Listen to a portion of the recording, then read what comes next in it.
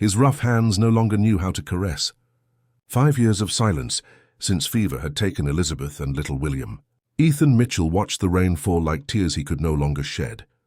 In his eyes, only the emptiness of arid Arizona remained, until he saw her, Sarah, with eyes the color of dawn sky.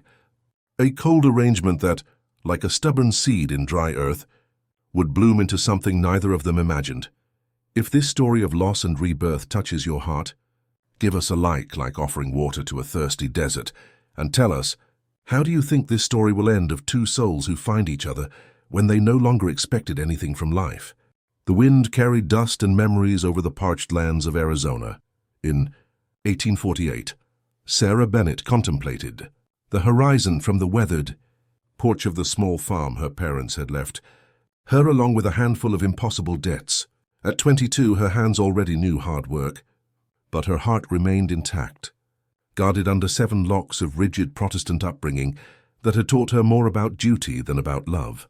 The sunset stained the sky a bleeding orange when she saw him approaching, a solitary rider who seemed to merge with the arid landscape. His figure stood out against the horizon like a promise or a threat. She couldn't yet discern which. Sarah adjusted her worn cotton dress and ran a hand through her chestnut hair, gathered in a simple braid. Ethan Mitchell dismounted with the fluidity of one who had spent more time on horseback than on his own feet. His boots raised small clouds of dust as they touched the ground. He was 35 years old, but his eyes reflected the weariness of several lifetimes. He removed his hat, revealing dark hair with silver threads at the temples. "Miss Bennett," his voice sounded rough, as if words were stones he rarely moved. "I've been told in town that you're in trouble." It wasn't a question, but a statement. The setting sun drew elongated shadows that connected their distant figures, like a portent of what was to come. "My parents left debts." "The bank will take the farm in 2 weeks," she replied, maintaining the composure instilled in her since childhood. The man nodded, observing the property with calculating eyes. It wasn't the gaze of someone who desired the land, but of someone evaluating a potential refuge. "I have a proposal for you," he said finally, replacing his hat. "But you'll need time to consider it." The words hung in the air like dust that never finished settling in those arid lands. Sarah felt a shiver run down her spine as she observed the weathered hands of that stranger, hands that seemed to have built and destroyed in equal measure. The proposal that would change her life was about to be spoken, and the sun finished hiding, as if night wanted to be the only witness to that pact. The oil lamp cast dancing shadows on the peeling walls of the kitchen.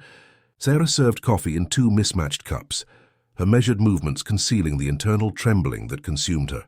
Ethan Mitchell occupied a chair with the discomfort of a wolf in a cage, too big, too wild for the confines of that modest house. "My wife Elizabeth died 5 years ago," he began without preamble, like someone tearing off a bandage from a wound. "My son William too. Fever took them in 3 days." Sarah remained silent, recognizing in his words the same pain she had experienced upon losing her parents. A pain that transformed air into something dense, almost unbreathable. "I have a cabin in the mountains." "Enough cattle. Good land," he continued, looking at the contents of his cup as if he could find the right words there. "What I don't have is time. And what I don't have is family. The proposal came stripped of any romantic adornment. I need a wife who will give me children. A legacy. You need to save this land." The silence that followed weighed like storm clouds that never finished unloading in that desert. Sarah felt her cheeks burn. She had never known a man who wasn't her father. She had never felt the touch of a foreign hand on her skin. The idea of becoming a wife, a mother, through such a cold agreement made her stomach contract.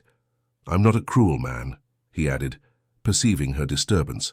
"I won't ask for anything you're not willing to give. But the deal is clear." Sarah raised her gaze.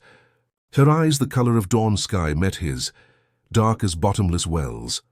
"What if I can't give you children?" she asked, her voice barely a whisper. "Then we'll have to settle for what God provides," he replied, and for the first time his voice softened slightly. The young woman looked out the window. The bank, the creditors, the certainty of being left with nothing in the world, and before her a stranger who offered protection in exchange for her entire life. "I accept," she said finally, sealing her destiny with 2 syllables that resonated in the room like the closing of an ancient book. Ethan nodded once, There were no smiles, no promises, not even a handshake. Just two solitudes agreeing to merge for survival, like two dry rivers waiting together for rain to come. Dawn was breaking when they departed. Sarah rode in silence, with a small bundle containing her meager belongings. 2 dresses, a worn Bible, and a small medallion with a lock of her mother's hair. The rest of her possessions, the furniture from the house, the tangible memories of her childhood remained behind, now property of the bank that claimed her father's debts. The landscape slowly transformed as they advanced toward the mountains. The arid land gradually gave way to rocky hills dotted with resistant shrubs. The silence between them was only interrupted by the creaking of saddles, the occasional snorting of horses, and the wind whistling between rocks like a continuous lament. Sarah observed Ethan's broad back as he rode several meters ahead. His rigid posture, his profile outlined against the increasingly cloudy sky, seemed as foreign to her as the future toward which she was heading. What kind of life awaited her alongside this man, forged in solitude and pain? Uncertainty settled in her stomach like a cold stone. "We'll arrive before nightfall," he said suddenly without turning to look at her. "There's a storm approaching from the west."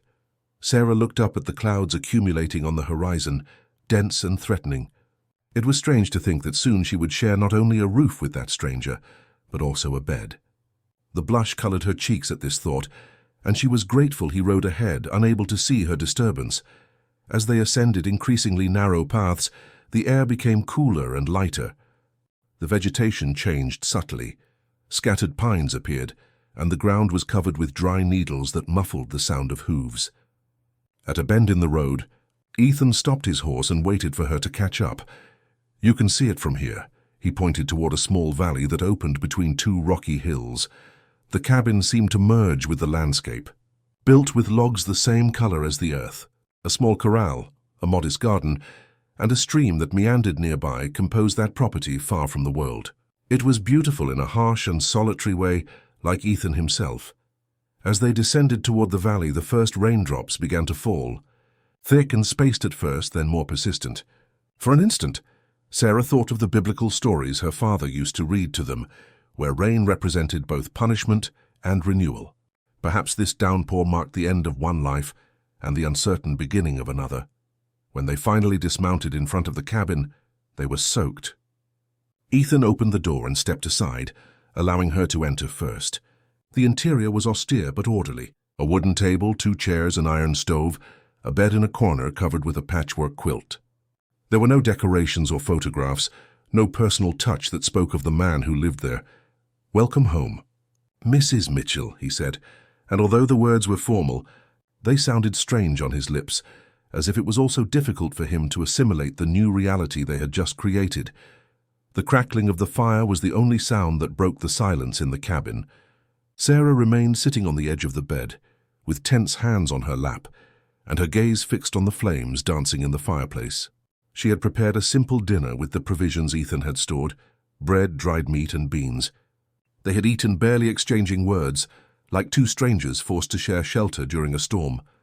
Now, with night closed over them, and rain pounding hard on the roof, the reality of their situation hit her with all its crudeness. She had married this man before the town judge before departing. She was his wife before the law, though not before God, since there had been no religious ceremony. And tonight, she had to fulfill the obligations such a condition implied.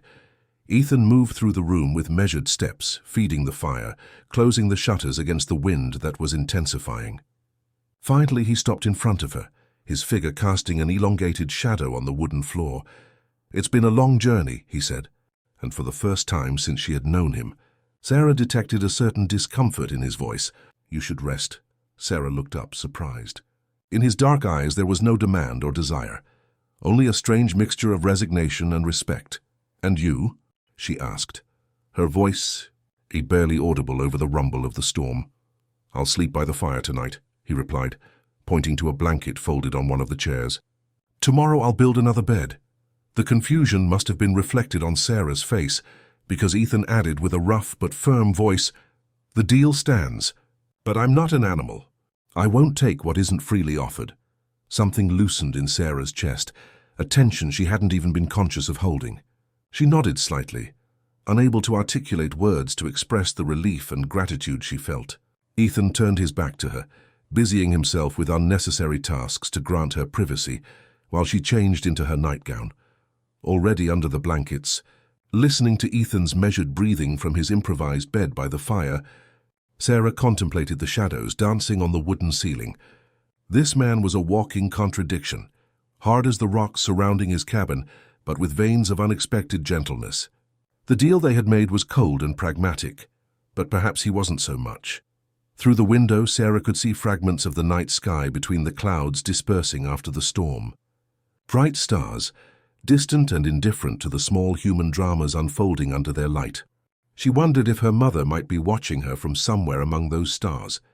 What would she think of the decision she had made? Exhaustion finally overcame her thoughts, and she sank into a restless sleep populated with fragmented images. The farm of her childhood, her father's stern face, Ethan Mitchell's sad eyes, and an open horizon she couldn't determine whether it represented freedom or desolation. Days turned into weeks with the monotony of water drops falling from the roof after rain. Their silent routine was established between them. Ethan worked from dawn with the cattle, repaired fences, hunted. Sarah took care of the cabin, cultivated the small garden, prepared meals. They shared space like two planets in carefully calculated orbits to never collide. The second bed Ethan had promised never materialized. After that first night, he had simply said, "There's no sense in wasting wood," and Sarah had nodded, understanding the unspoken words. They slept in the same bed, separated by an invisible abyss, each clinging to their end like castaways to life rafts. It was a door that became the first crack in the wall of silence, the cabin door that banged with the night wind, startling Sarah in her dreams. One night, while they dined, she mentioned casually, the wind makes it bang." Ethan nodded once, continuing to eat in silence. The next day, when Sarah returned from gathering herbs, she found Ethan working on the door. He had adjusted the hinges and carved a small wooden wedge that prevented it from moving with the gusts. A simple gesture, but one that spoke of attention, of consideration. "Thank you," she said that night while serving the stew. He looked at her briefly, surprised as if he didn't expect gratitude for something so small. "It was necessary," he replied, but something in his voice had changed, a very slight inflection that betrayed the intended neutrality. The second crack came with a story. One afternoon, while Sarah kneaded bread, Ethan mentioned that the aroma reminded him of his childhood in Tennessee. It was barely a sentence, but enough for her to ask cautiously, "What was your mother's bread like?" And surprisingly, he answered. He told her about the cornbread his mother baked on Sundays, how she spread it with freshly churned butter and wild honey, how the aroma filled the small cabin, where he grew up with his 4 brothers. It was the longest conversation they had had, and although it ended abruptly when he seemed to realize how much he had revealed, something had changed between them. The next morning, Sarah got up before dawn and prepared coffee. Not the watery coffee they usually drank, but a strong and aromatic one, like Ethan had mentioned his mother prepared. When he entered the kitchen and saw the steaming cup, he stopped short. Their eyes met in an instant of recognition, of silent gratitude. Thus, between small gestures and words doled out drop by drop, the distance between them began to reduce imperceptibly. It wasn't love, not even friendship yet. It was something more primitive and essential, the mutual recognition of 2 solitudes that began to resonate at the same frequency. One night, while Sarah mended one of Ethan's shirts by lamplight, her fingers touched a small hole in the pocket. Something was inside. Carefully, she extracted a small wooden top, worn by use and time. She contemplated it with curiosity, wondering what meaning it might have for Ethan to carry it with him constantly. When she looked up, he was watching her from the doorway, his expression indecipherable in the gloom. For a moment, Sarah feared she had crossed an invisible line. But then he simply said, "It was Williams," and in those 3 words was contained an entire ocean of loss. October arrived with colder winds and impossibly clear blue skies. Sarah had developed a routine that was beginning to feel like her own, collecting eggs at dawn, preparing breakfast, working in the garden that now showed the fruits of her labor, cleaning the cabin that no longer seemed so foreign to her. It was during one of these cleanings that she found it. She was reorganizing the scarce furniture, moving the heavy oak chest that served as storage, when her broom hit something hidden under the bed. She crouched down and extracted a polished wooden box, more refined than any other object in the cabin. Sarah hesitated, aware she was about to invade Ethan's private space. But curiosity won out. With trembling fingers, she lifted the lid. The aroma was the first thing that hit her, dried lavender and old paper. Inside, arranged with meticulous care, were several objects: a packet of letters tied with a faded ribbon, a tortoiseshell comb, a small baby shoe, and, above all else, a daguerreotype in a simple silver frame. The image showed a young woman seated with a small child in her lap. She had an oval face with soft features and clear eyes that looked directly at the camera with serenity. The child, no older than 3, possessed the same intense gaze as Ethan. Elizabeth and William Mitchell, preserved forever in that frozen instant of the past. Unexpected tears clouded Sarah's vision. The reality of Ethan's loss now took on a tangible human dimension. They were no longer just names mentioned in a distant conversation, but real people who had breathed, smiled, loved. So absorbed was she in her discovery that she didn't hear the approaching footsteps. Only when a shadow fell over her did she look up to find Ethan in the doorway, his face transformed by a mixture of surprise and raw pain. "I'm sorry," Sarah murmured, hastily closing the box. "I shouldn't have—" Ethan crossed the room in 2 strides and took the box from her hands. For an instant, Sarah feared his anger, but instead of exploding, he sat heavily on the edge of the bed, with the box on his knees, his fingers caressing the wooden surface as if it were a talisman.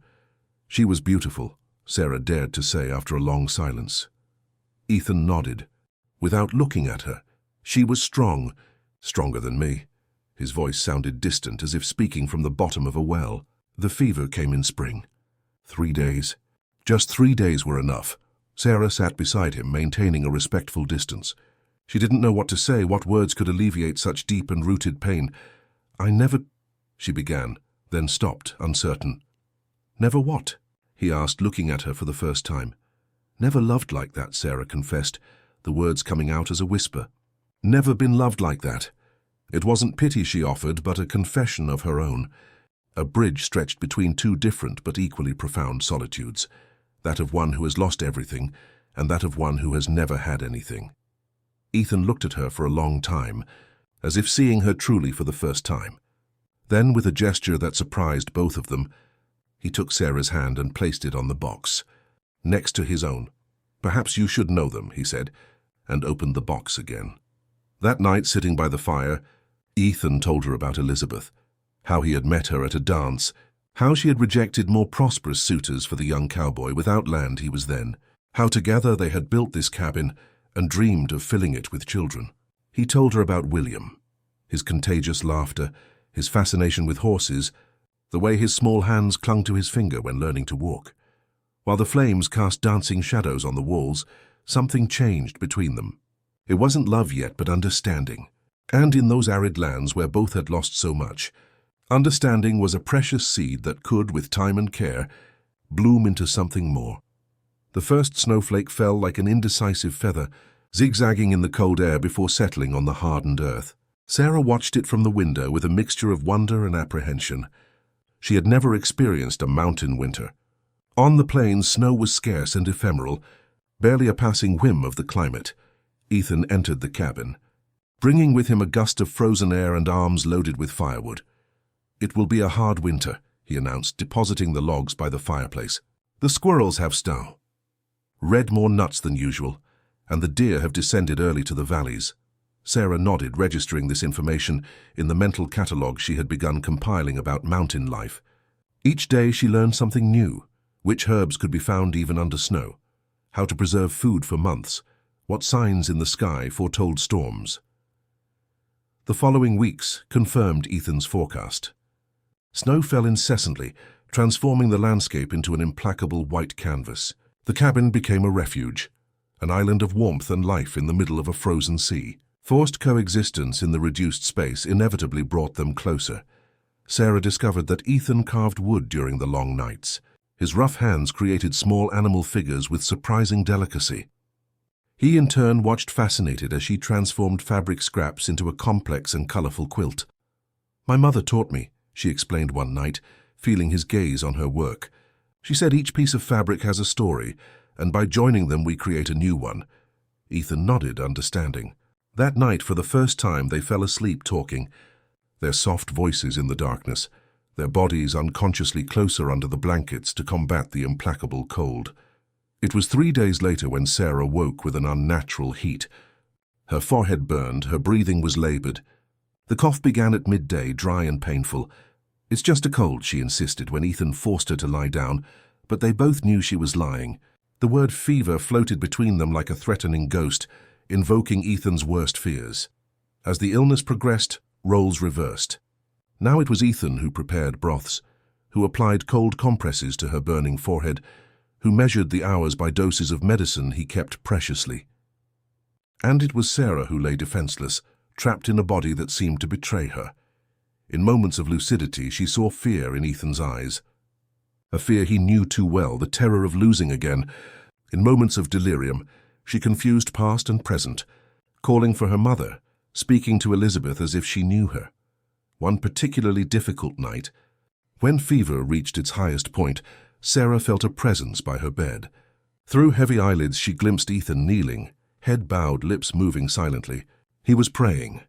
This man who never mentioned God, who seemed to have abandoned faith along with everything else, was now imploring for her life. "Don't take her from me, too," she heard him murmur. And in those simple words was a universe of meaning that Sarah, even in her feverish state, could understand. The crisis passed with dawn. The fever gradually subsided, leaving Sarah weak but alive. When she opened her eyes, she found Ethan asleep in a chair by the bed, his hand still holding hers. The dawn light drew soft shadows on his exhausted face, and for the first time, Sarah saw him truly vulnerable, careful not to wake him. She studied his features, the premature wrinkles around his eyes, the almost imperceptible scar on his chin, the way a lock of dark hair fell over his forehead. This man, who had entered her life as a stranger, now seemed strangely familiar. And stranger still, the idea of losing him caused a sharp and unexpected pain in her chest. The convalescence was slow. Winter outside continued roaring, but inside the cabin something had changed fundamentally. The physical and emotional distance they had maintained had vanished in those nights of shared vigil and vulnerability. One afternoon, while Sarah recovered sitting by the fire, Ethan gave her something, a small bird carved from pine wood. "So you remember that spring always returns," he said simply. Sarah took it in her hands, feeling the smooth texture of carefully polished wood. It wasn't just a gift, it was a promise. The thaw came gradually, like a long measured sigh after winter's restraint. First came the sounds, the constant dripping of melting ice, the creaking of branches freeing themselves from their white burden, the tentative song of the first birds returning. Then came the colors, timid greens emerging between patches of snow, wildflowers dotting the slopes with violets and yellows, the more intense blue of the clear sky. Sarah observed this transformation with the wonder of one witnessing a miracle. Her body, weakened by illness, regained strength at the same pace that nature regenerated itself. Each morning she walked a little farther from the cabin, each day feeling more firmness in her steps, more warmth in her blood. Ethan watched her from a distance while working, his eyes following her movements with a mixture of concern and something deeper that neither of them named yet. The illness had torn down barriers between them. Now they slept embraced, his body curved protectively around hers, as if even in dreams he feared losing her. One April morning, while Sarah washed clothes in the stream that now ran abundant with snowmelt, a sudden dizziness forced her to sit on a rock. It wasn't the first time it had happened in recent weeks. At first she had attributed it to her recovery, but a suspicion was beginning to form in her. That night, while they dined on the first rabbit of the season that Ethan had hunted, Sarah gathered courage to share her suspicions. "I think I'm expecting a child," she said simply, the words floating in the air between them like a newly released butterfly. Ethan dropped his fork halfway to his mouth. His face, normally impassive, now showed a succession of emotions so rapid that Sarah could barely interpret them. Surprise, fear, hope. "Are you certain?" he asked finally, his voice rougher than usual. Sarah nodded, unconsciously bringing a hand to her still flat belly. "My mother was a midwife. I recognize the signs."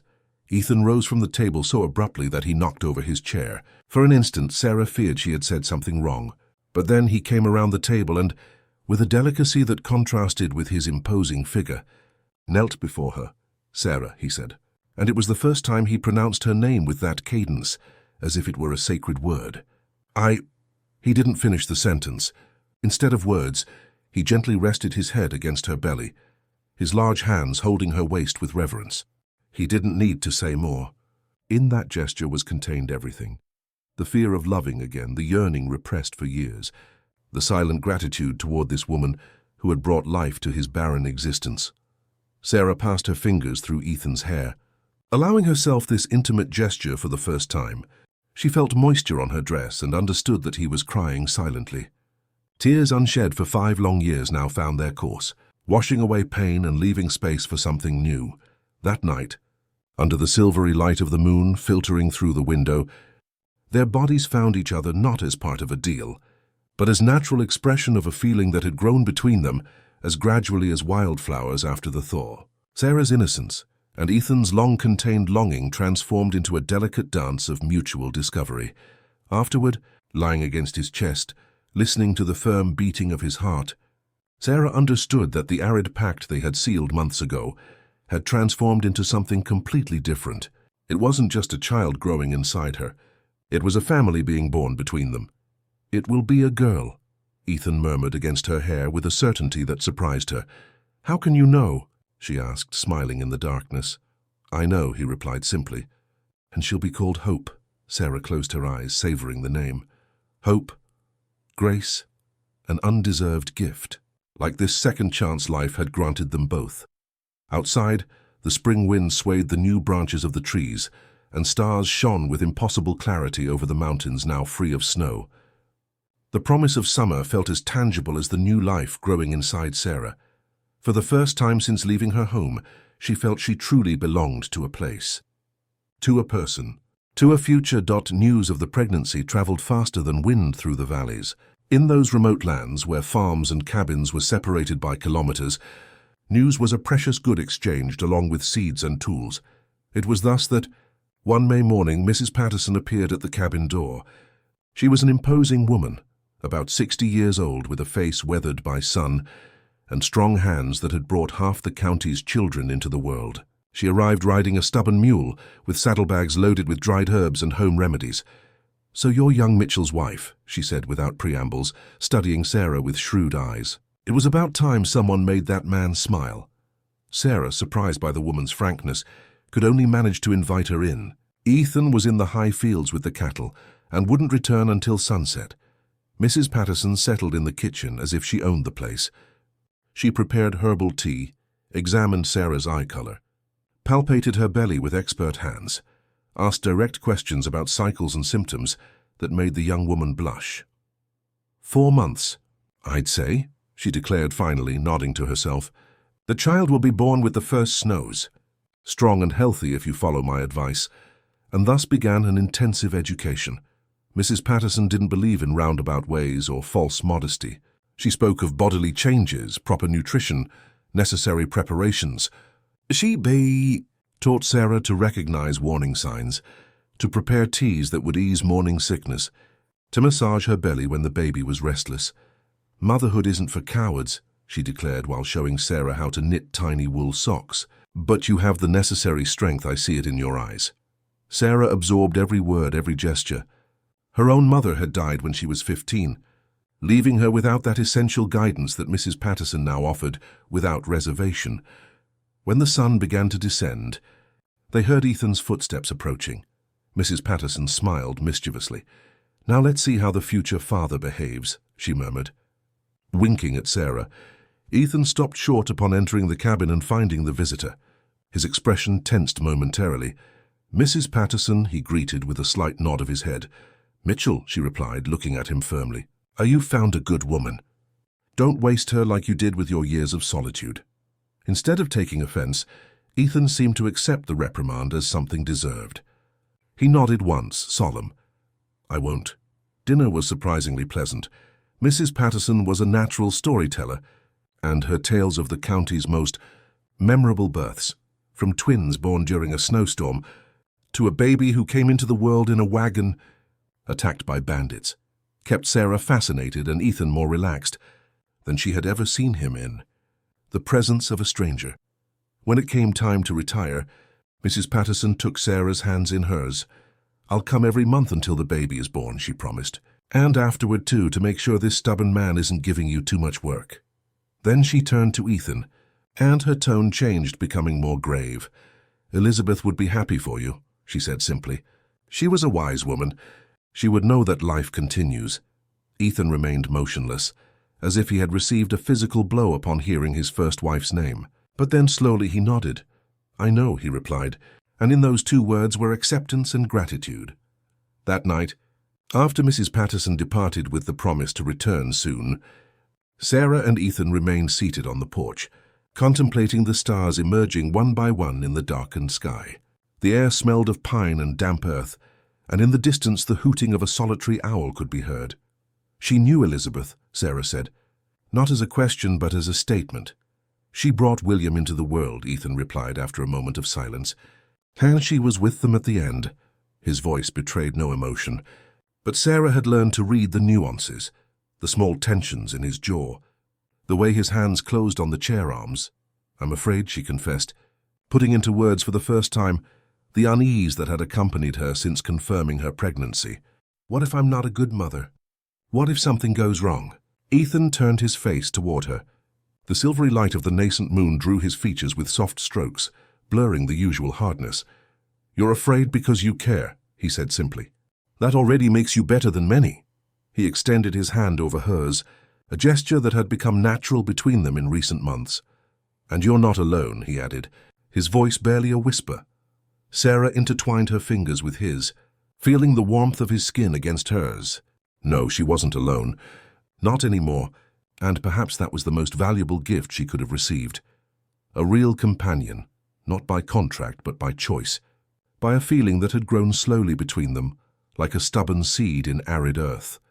The first day of November dawned with a leaden sky and air charged with promises of snow. Sarah observed the dense clouds from the window, one hand resting on her enormously distended belly. The creature inside her moved restlessly, as if perceiving the tension in the atmosphere. "Today it will come," she murmured to herself, recognizing the signs Mrs. Patterson had taught her to identify. A dull pain in the lower back, a different pressure, a deep intuition that transcended reasoning. Ethan had left at dawn to fetch the midwife. The cabin, normally a cozy space, now seemed too empty, too silent. Sarah lit the fireplace and put water to boil, meticulously following the instructions she had received to prepare herself. Clean sheets, hot water, towels, everything arranged with the precision of one preparing for battle. The first pains came like distant waves, barely perceptible. Sarah continued her preparations, folding tiny garments knitted during the last months, placing beside the bed the small crib Ethan had patiently carved in walnut. With each new pain she paused, breathed deeply, and spoke in whispers to the being she would soon meet. The wind began to blow forcefully, lashing the windows and howling between the trees. The winter's first snowfall was arriving, just as Mrs. Patterson had predicted. Sarah looked anxiously toward the road. Had Ethan and the midwife managed to get ahead of the storm? When the pain became too intense to remain standing, Sarah lay down on the bed. Contractions increased in frequency and intensity, like a drum accelerating its rhythm, announcing a crucial moment. Alone in the cabin with the storm roaring outside, Sarah experienced a moment of absolute panic. What if she had to face this without help? What if something went wrong? She closed her eyes and sought calm within herself. She remembered her mother, her gentle hands braiding her hair. She remembered her father reading the Bible by the fire. She remembered Ethan building a future for them. She was not weak. She never had been. A particularly sharp pain made her arch and moan. Then she heard what she had been waiting for. Horse hooves approaching, voices calling her name. The door burst open, bringing with it a gust of freezing air and snowflakes that danced briefly before melting by the fire. Mrs. Patterson entered like a force of nature, removing her snow-covered cloak and rolling up her sleeves in one fluid movement. Behind her, Ethan remained in the doorway, his face pale and tense, his hands clenched into fists at his sides. "Just in time, dear," Mrs. Patterson declared, approaching the bed and placing an expert hand on Sarah's belly. The baby is ready to meet this world. What followed was a blur of pain and effort, curve-firm instructions and words of encouragement. Mrs. Patterson directed everything with the confidence of one who has witnessed this miracle hundreds of times. Ethan, after a moment of hesitation, took his place beside Sarah, holding her hand, stoically enduring when she gripped it with superhuman strength during contractions. "You can do it," he whispered in her ear when she thought she couldn't resist anymore. "You're the strongest person I know."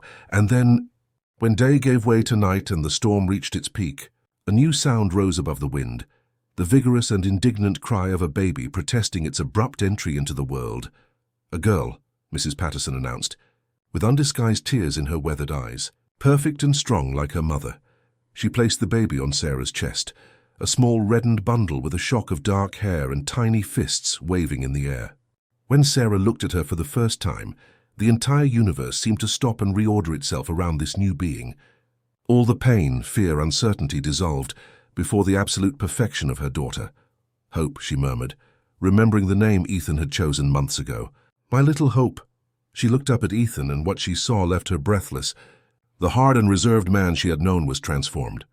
Tears ran freely down his face as he contemplated his daughter with an expression of pure wonder, as if witnessing creation itself. "Hold her," Sarah offered.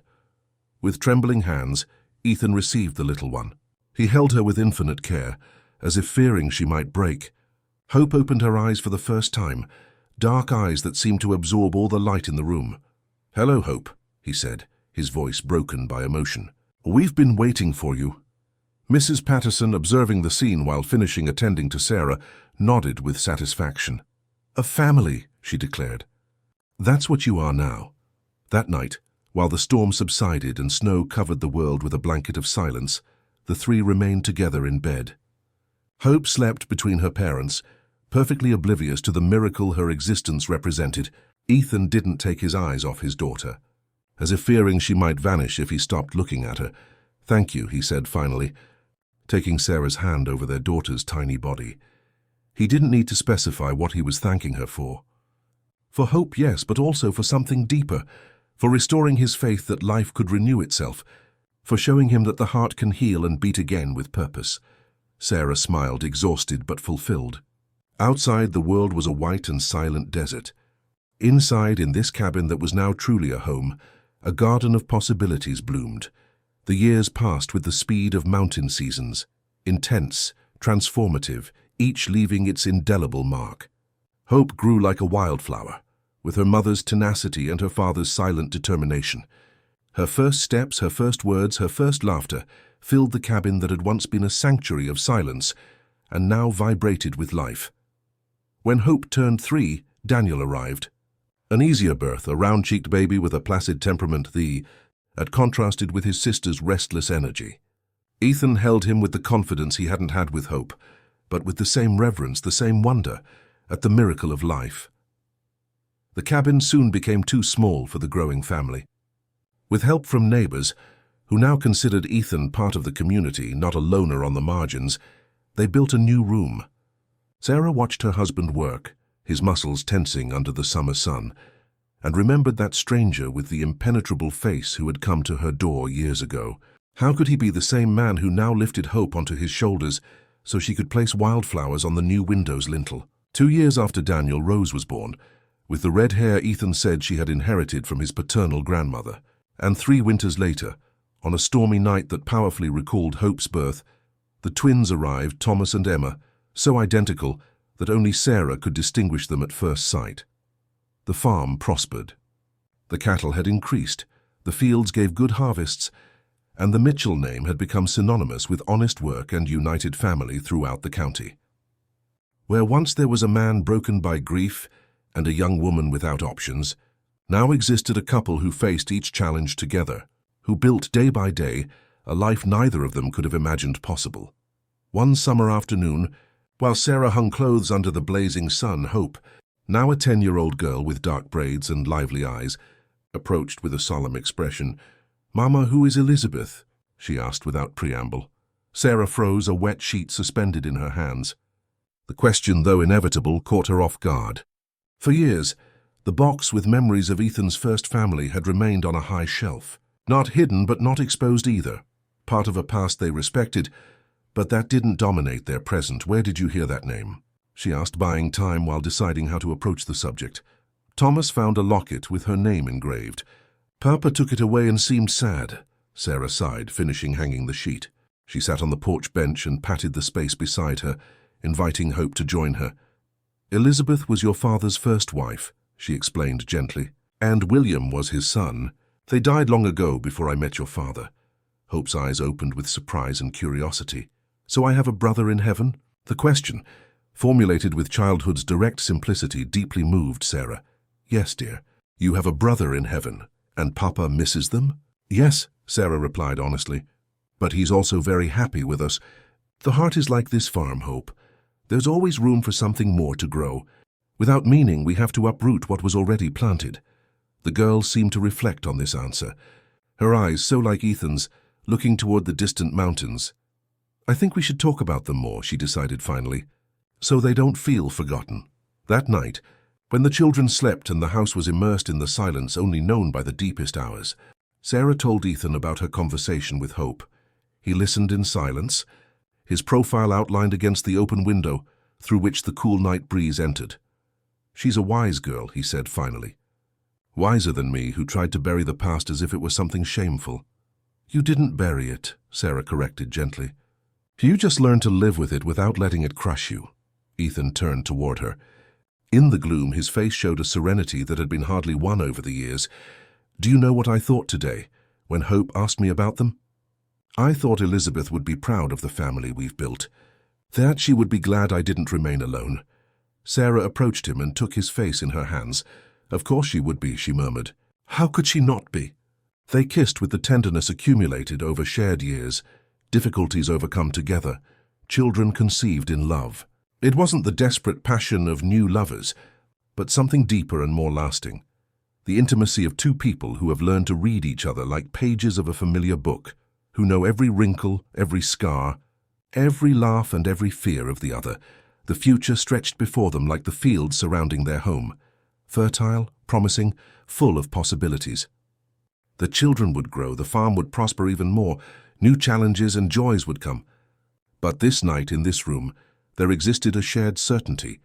What had begun as a cold agreement of survival had transformed into the kind of love that sustains and endures, that creates and nurtures, that respects the past while tirelessly building the future. The dust on the road announced the arrival of visitors long before they could be seen. Sarah, who was churning butter on the porch, taking advantage of the cool morning breeze, stopped and squinted toward the approaching cloud. Visitors were rare at the Mitchell farm, especially those who arrived in a carriage instead of on horseback. "Ethan," she called without taking her gaze from the road. He emerged from the stable, wiping his hands on his pants. Hope and Daniel, who were helping with the chickens, approached with curiosity. The twins, barely 4 years old, clung to their mother's skirt, suddenly shy at the prospect of strangers. The carriage was elegant, completely out of place in the rural environment. When it stopped in front of the house, a distinguished-looking man descended first, followed by a woman with a severe expression and urban clothes. Sarah felt her heart stop. She knew those faces, though time had changed them. "Uncle Charles," she murmured, so low that only Ethan, who was now at her side, could hear her. "And Aunt Victoria." The newcomers observed the scene with expressions difficult to decipher. The expanded house, the well-tended fields, the healthy children who looked at them with curiosity. "Sarah," Charles Bennet greeted with a formality that chilled the blood. "I see you have prospered." There was no affection in his voice, only a cold evaluation that reminded Sarah why these relatives had never come to her aid when she needed them most. Charles was her father's older brother, a businessman in San Francisco, who had always considered the rural branch of the family a shame to the Bennet name. 12 years have passed. "Uncle Charles," she replied, maintaining composure. "What brings you here?" Charles cleared his throat, uncomfortable at the direct question. "Family matters," he replied vaguely. "Can we speak privately?" Ethan stepped forward, his presence silent but unmistakable. He didn't need words to communicate that any matter concerning Sarah concerned him as well. "My husband can hear anything you have to say to me," Sarah declared firmly. The word husband seemed to provoke a grimace in Victoria, who until then had remained silent, examining the children with a critical gaze. "Why don't we go inside?" Sarah offered, remembering her manners. "It's hot out here." The tension was palpable as they settled in the living room. Hope, intuiting that something important was happening, discreetly took her younger siblings to the orchard, but not before casting a worried glance at her parents. "I'll be direct, Sarah," Charles began once seated. "Your cousin Edward has died without descendants. That makes you heir to the Bennett property in Sacramento." The news fell like a stone in calm waters. Sarah barely remembered Edward, a distant cousin who had always been the family favorite. "It's a considerable property," Charles continued, "with a house worthy of your position as a Bennett." The way he emphasized the surname made it clear he didn't consider Mitchell a name up to standard. "My niece shouldn't be buried in these wild mountains," Victoria intervened, looking around with barely disguised disdain. "The children need education, culture, opportunities this place could never offer them." Ethan, who had remained standing by the window, visibly tensed. Sarah gave him a reassuring look before turning to her relatives. "I appreciate your concern, but this is our home. We've built our life here." Charles leaned forward, adopting a confidential tone. "Sarah, I know circumstances forced you to." He looked briefly at Ethan. "Accept certain conditions. But now you have options. Your own resources." The insinuation was clear and deeply offensive. Sarah felt her blood boil, but maintained the composure she had learned during all these years as mother of 5 energetic children. "Circumstances didn't force me to do anything. Uncle Charles," she replied with a firm voice, "I chose this life. I chose this man. And every day for 12 years I have reaffirmed that choice." Victoria snorted with incredulity. "Please, dear, you were a desperate child when this gentleman offered you a deal. Now you're a woman with rights and property." Ethan stepped forward, his face a mask of barely sustained control. "I believe my wife has made her position clear," he said, each word carefully measured. Charles looked at him as one observes a servant who has dared to speak out of turn. "This is a family matter, Mr. Mitchell." It was then that Sarah stood up, straightening to her full height. She was no longer the frightened young woman of 22. She was a woman who had given birth 5 times, who had built a home from fragile foundations, who knew the value of hard work and true love. "My family," she said with a clear voice that admitted no reply, "is in this room and playing in the orchard. My family is not the one that turned its back on me when I needed it most, but the man who offered me respect and companionship when I had nothing to offer in return." The silence that followed was dense, charged with contained emotions. Charles and Victoria seemed genuinely surprised by the transformation of the niece they remembered as timid and obedient. "You can keep the property, Uncle Charles," Sarah continued, "or sell it and distribute the money among the county's charities." "I'm not interested. You're renouncing your inheritance," Victoria intervened, scandalized. "Your legitimate place as a Bennett." Sarah smiled for the first time since they had arrived. "I'm not renouncing anything valuable. My inheritance is my children. My place is here, with them and with the man who has shown me every day that the coldest agreements can transform into the warmest love." Charles stood up, smoothing his vest with a nervous gesture. "We'll return tomorrow when you've had time to reconsider. This is a fortune, Sarah. Don't reject it for misunderstood loyalty." "There's no need for you to return," she replied, accompanying them to the door. "My decision is made, but you're welcome to meet your great nieces and nephews, if you ever wish to be truly family." When the carriage pulled away, raising dust again, Ethan approached Sarah from behind and embraced her. "You could have a mansion in Sacramento," he murmured against her hair. "Fine dresses, servants." She turned in his arms to look into his eyes. "I have everything I could want here," she replied simply. "The rest are just things." He looked at her with an intensity that still, after all these years, made her heart race. "You're an extraordinary woman. Sarah Mitchell," she smiled, recognizing in his words not only admiration, but the deep understanding that what they had built together was worth more than any material inheritance. "We're extraordinary together," she corrected, resting her head on Ethan's chest. In the distance, her children's laughter came from the orchard, like the sweetest music they could imagine. Their true wealth, their most precious legacy. The ring rested in Ethan's palm, a simple silver circle that gleamed under the moonlight. It wasn't ostentatious or expensive, but it had been forged by his own hands during long secret nights in the workshop, while Sarah slept and the children dreamed. It was the night of their 12th anniversary, though not of the day they had legally married, but of the day she had accepted his proposal in that dusty kitchen of the farm that no longer existed. Ethan had chosen this date deliberately. He wanted to honor not the legal contract they had signed, but the human agreement, imperfect and sincere, that they had sealed between them. They had dined on the porch, with candles and the best wine that could be obtained in town. The children, accomplices to their father's plan, had been sent to spend the night with Mrs. Patterson, who in her 70s was still a force of nature and the adoptive grandmother of all the Mitchell children. Now, under Arizona's starry sky, Ethan took Sarah's hands in his. She looked at him with curiosity. The subtle lines around her eyes only accentuated the beauty that years had matured. Like a good wine.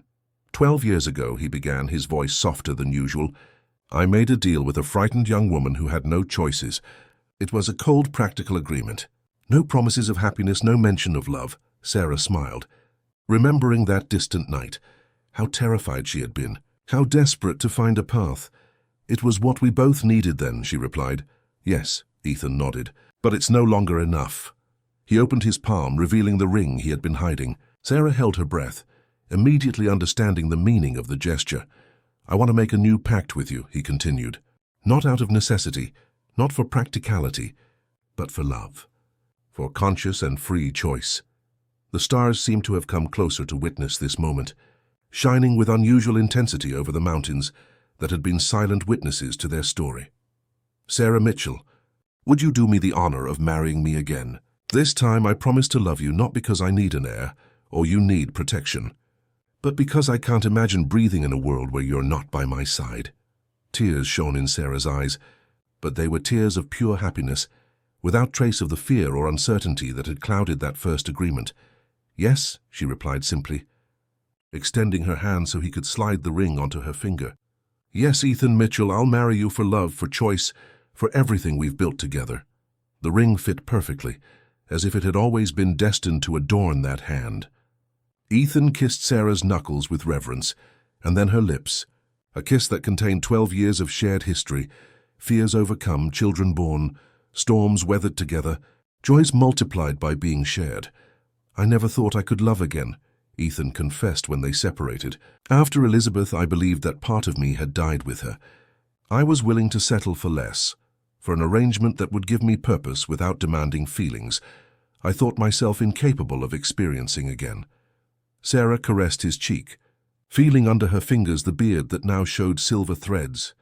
And I had never loved, she replied. I didn't know how it felt.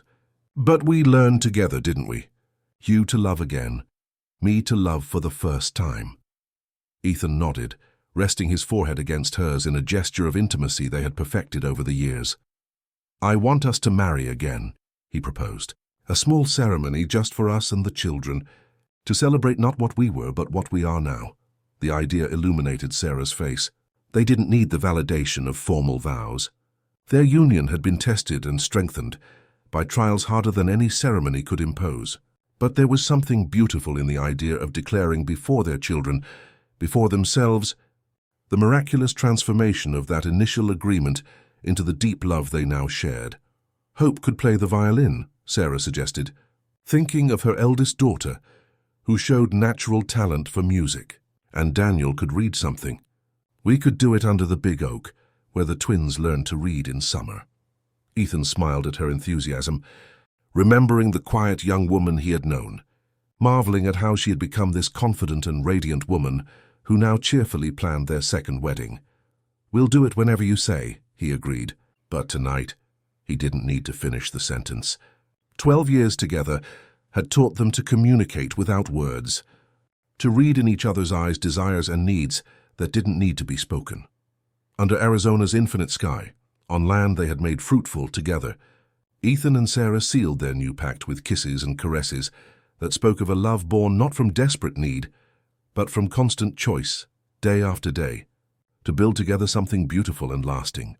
The silver ring gleamed on Sarah's hand like a fulfilled promise, like a perfect circle that had no beginning or end. like the love that had grown between them, transforming an arid agreement into a flourishing garden in the very heart of the desert. The ceremony was simple but deeply meaningful. Under the centenarian oak that extended its branches like protective arms, the Mitchell family gathered in intimate circle. There was no formal officiant. They didn't need one. This ritual was for them, a testimony to a story only they had lived in its entirety. Hope, now an 11-year-old girl with her mother's innate elegance and her father's intensity, played the violin. The notes rose in the clear morning air, intertwining with the whisper of leaves and birdsong. Daniel, solemn in his Sunday suit, held a Bible from which he read with a clear voice the passage his parents had chosen. Not the traditional hymn to love from Corinthians, but Ruth's words, "Where you go, I will go." The twins, restless but aware of the moment's importance, held small baskets with wildflowers Rose had gathered at dawn.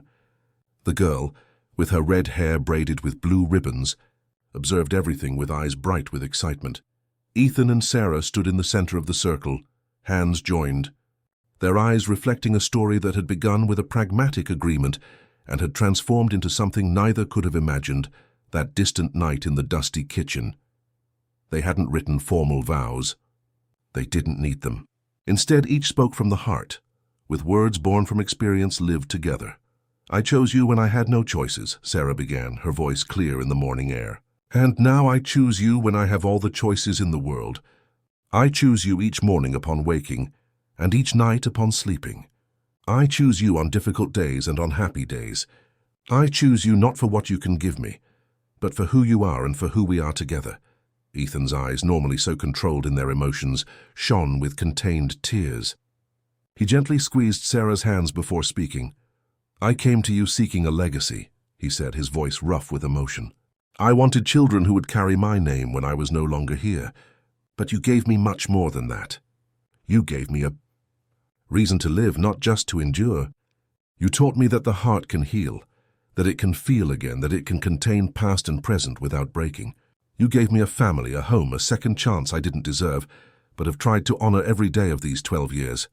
Hope played again, a sweet and hopeful melody she had composed for the occasion.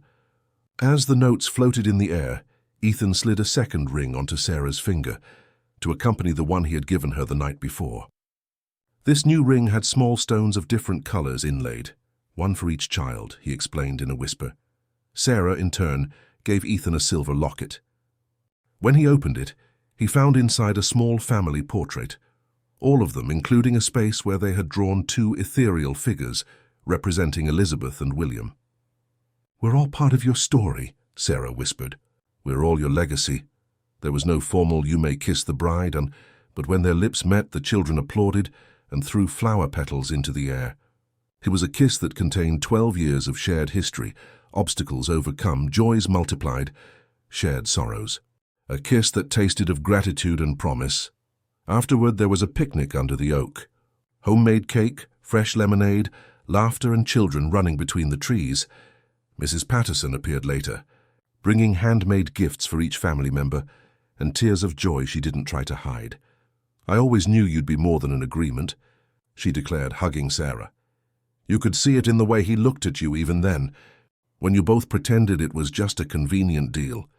At sunset, when the children had finally tired of playing and dozed on blankets spread over the grass, Ethan and Sarah walked away a little hand in hand to contemplate their home from the nearby small hill. The original cabin now formed part of a larger structure, with rooms added as the family grew. The garden Sarah had begun with a few seeds now extended luxuriantly, providing more than enough for their needs.